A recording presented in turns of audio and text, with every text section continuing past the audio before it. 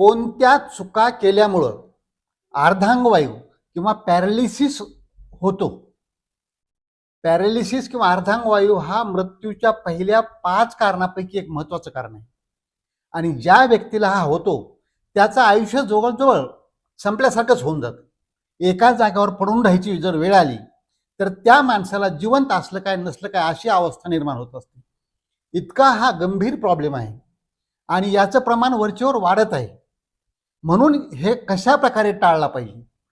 हे कसं असतं की जसं हार्ट अटॅक आहे, हृदयाचा जसा झटका म्हणतो आपण, ते आला तर हृदयाचं कारण होतं मृत्यूसाठी. परंतु याला ब्रेन अटॅक म्हणतात किंवा स्ट्रोक म्हणतात याला, की हा मेंदूकडचा अटॅक आहे. हा टाळता आला पाहिजे आणि कोणत्या चुका नाहीत केल्या पाहिजे हे आज आपण पाहूया. या चुका टाळता येण्यासारख्या आहेत म्हणून त्याच्याकडे जास्त लक्ष दिलं पाहिजे.